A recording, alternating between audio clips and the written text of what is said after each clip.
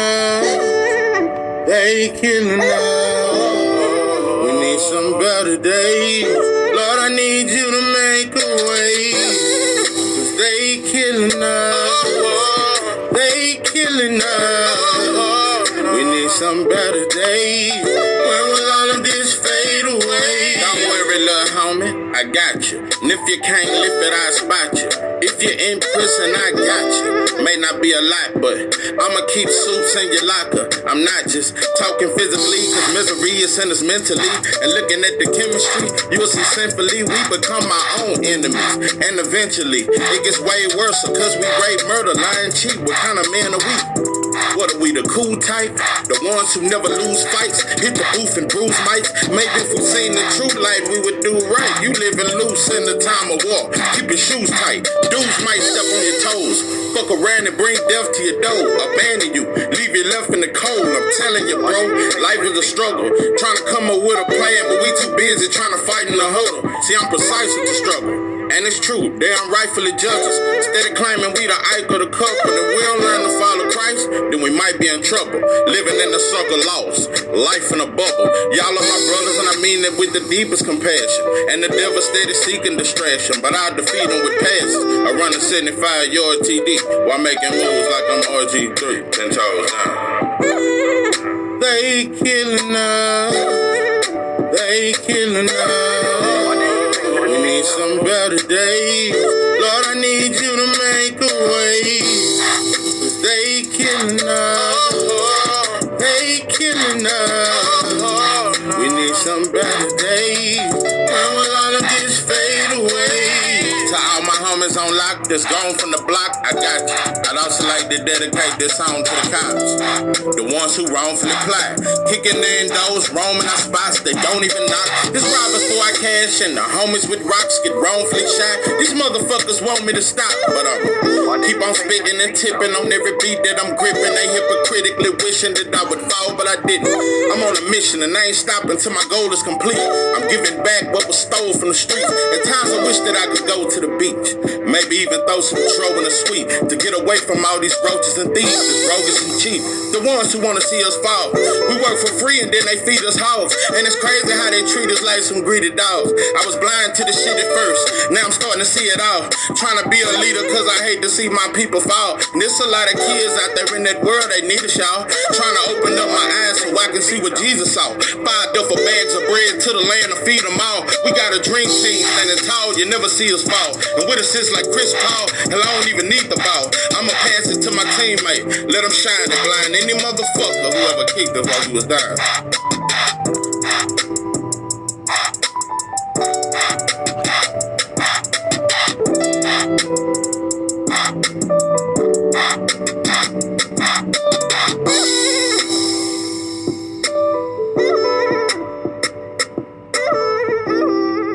What it do, what it do? It's 903 Boxing. I'm your host, Charles J.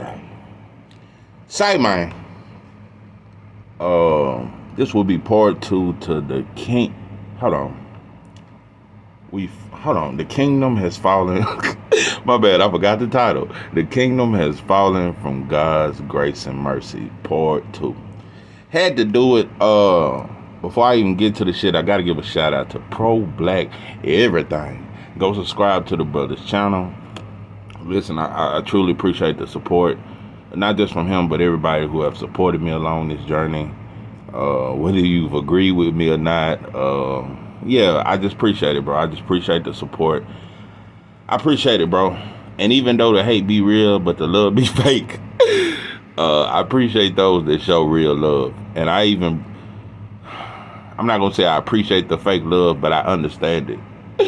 What I need from you is understanding. Yeah, I need y'all understanding on this video because, yes, go subscribe to Pro Black Everything. And I appreciate you, brother. And you have a great mind. And I just like building, bro. I just like building with great-minded brothers that want to do something about our situation.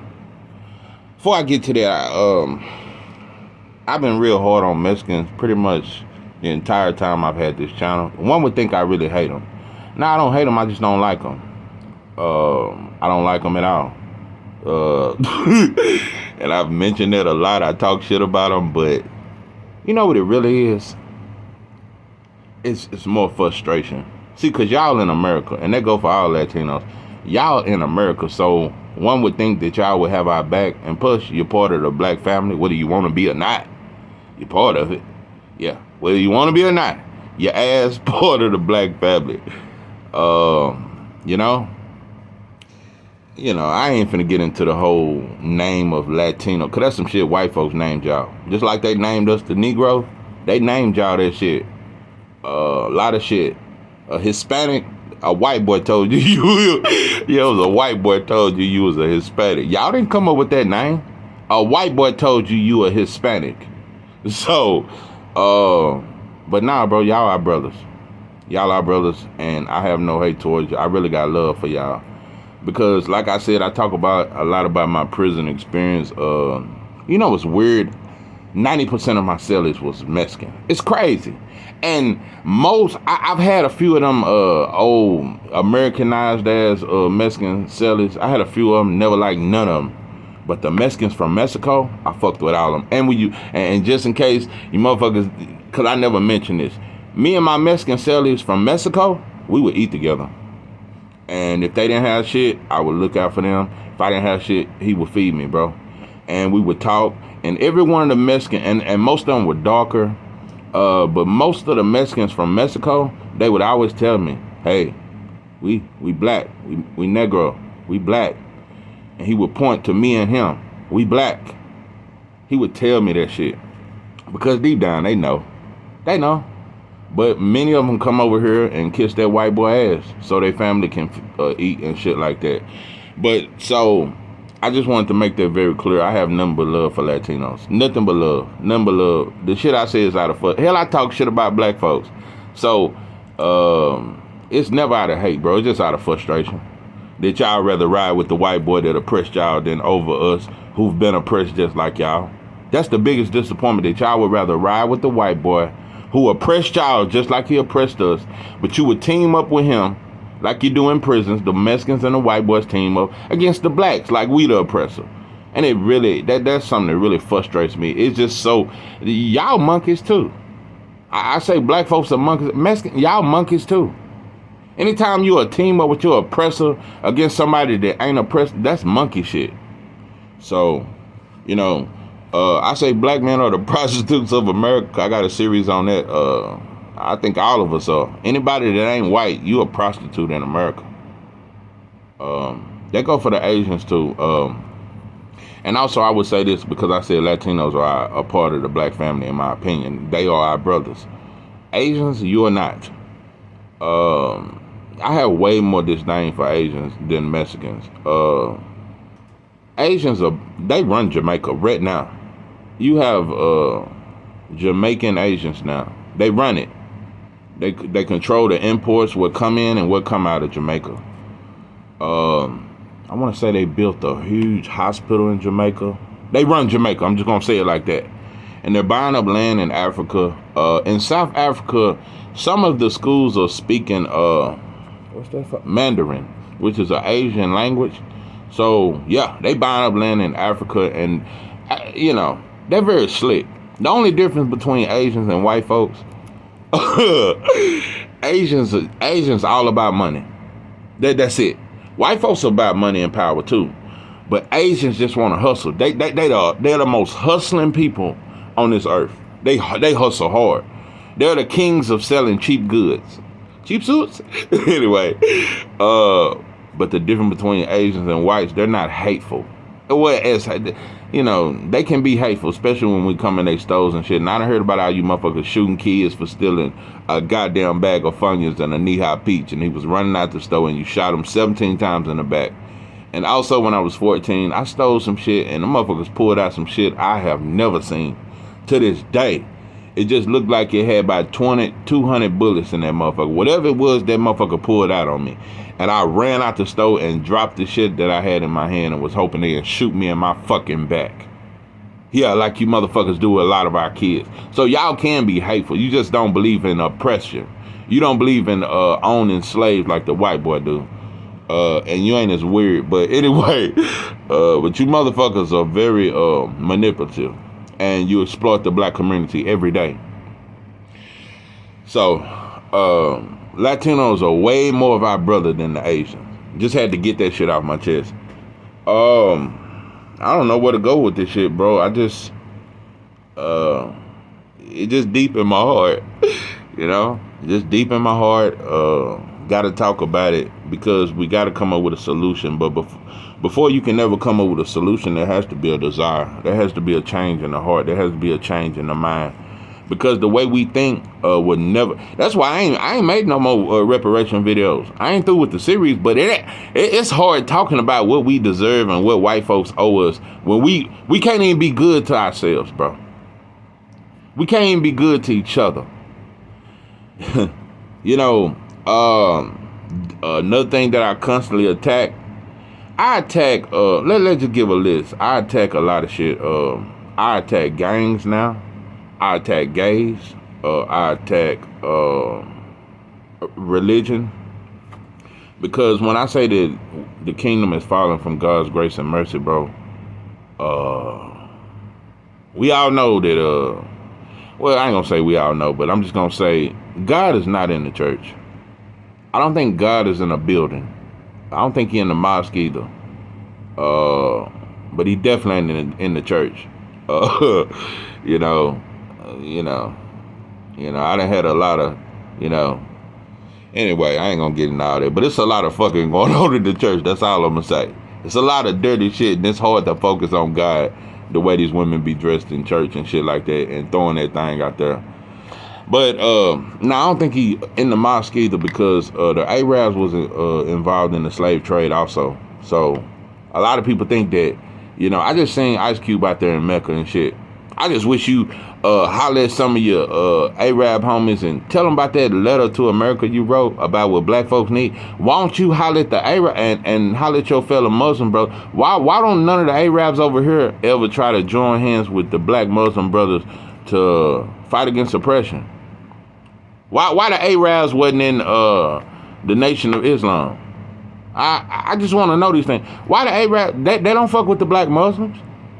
So I think that's a false. Even Malcolm got tricked a little bit when he went to Mecca. For one, he was famous. Yeah, they was nice, bro, and y'all was praying to the same God and all that there. But and white folk and Malcolm said he seen white folks with blue eyes and blonde hair praying and being nice to him. Let me tell you something. Malcolm X was just a runaway slave. When you've been treated mean by white folks for so long in America and you go somewhere else and white folks seem a little nicer, it don't mean it ain't no oppression there, bro. It just mean they ain't as mean as the American white. White folks mean in Russia, but they ain't near as mean as that American white boy. So I think that's what Malcolm went through. Anyway, no, so I don't think Islam, I think that's an Arab religion. That's what I think. That's for them people. That's for them people over there, bro.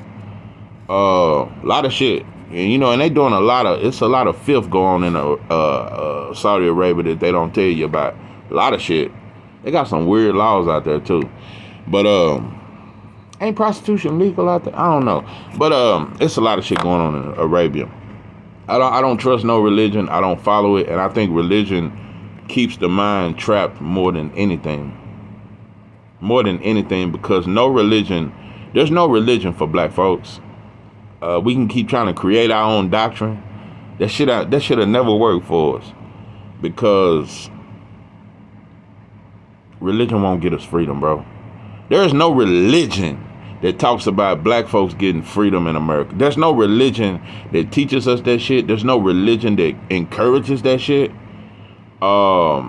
It don't, bro. Because religion ain't the Bible. The Bible teach the fight against freedom. The Quran do too. But the religion don't. The Bible say that Jesus died because basically he seen injustice and he fought against shit. He was flipping tables and shit. He slammed shit. They say he didn't cuss. I don't know nobody that don't cuss when they flipping tables and shit. So anyway, but I'm just saying he got mad because of the way we were. And to see his people the way they were. He just wanted them to be free of their mind. And to walk in spirit and truth. And not and not in the ways of the world. So he fought. He went against the government. So, but the religion don't teach that. So, when it comes to black folks today,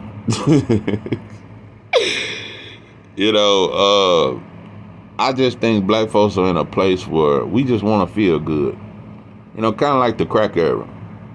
Black folks just want, that's when crack and AIDS in the 80s. Black folks was just fucking and getting high.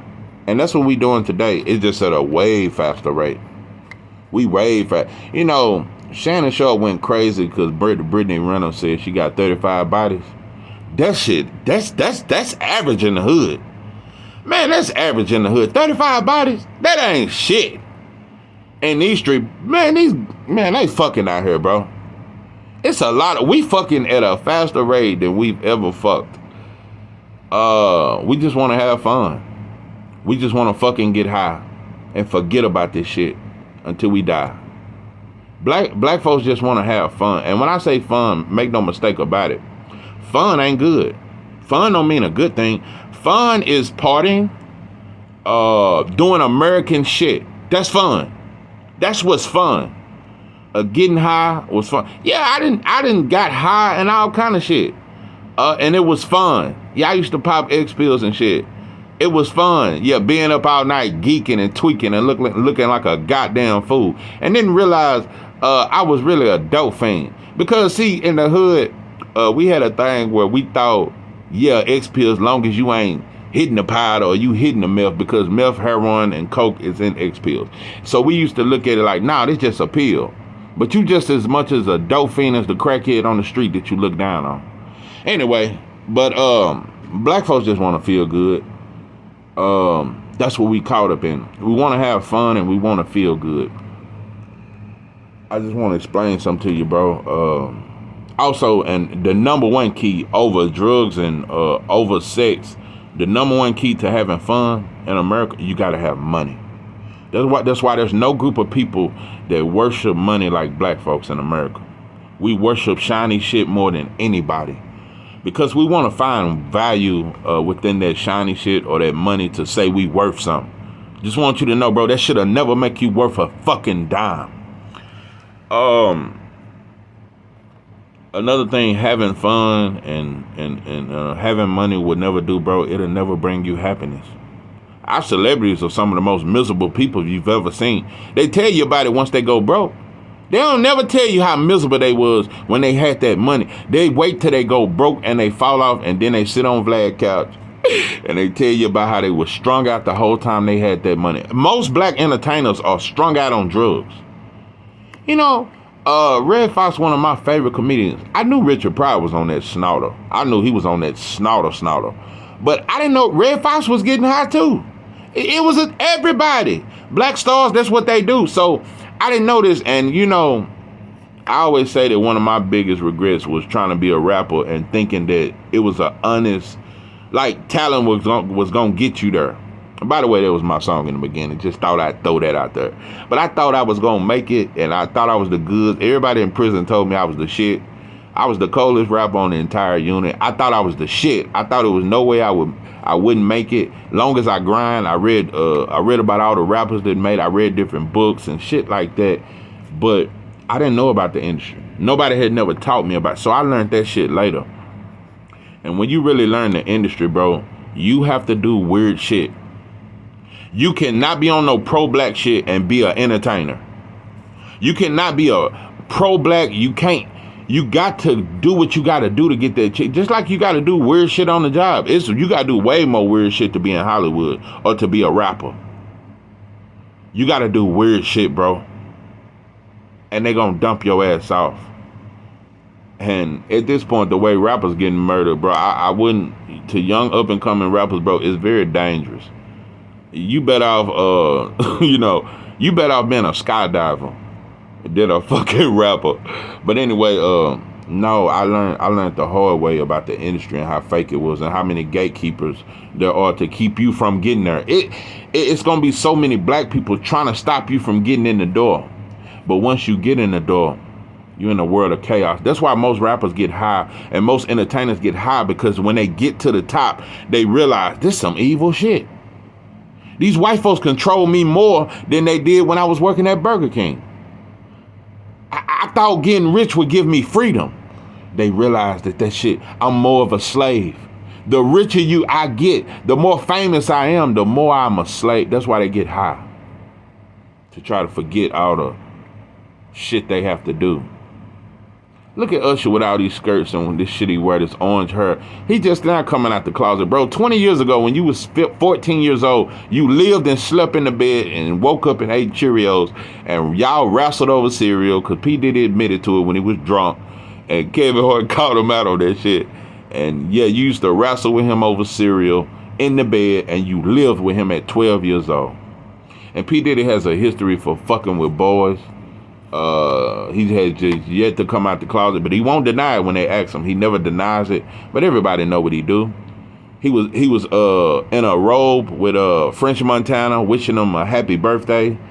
They both had their shirts off and shit. It was only them in the house. No women was around. But yeah, P. Diddy had on a bathrobe. It's a lot of instances where he's done a lot of gay shit, and he's done a lot of shit to these young up and coming entertainers. So I'm not gonna get all into that rapper shit, because sometimes it's just some bullshit. But I'm just telling you, bro, if you knew what these entertainers really go through, the shit they have to do, them parties they gotta attend, them old white men that they have to go on them yachts with. Oh boy, you see the way they had baby sandwiched, old little baby. Anyway, yeah, black folks just want to feel good. We don't want to be happy.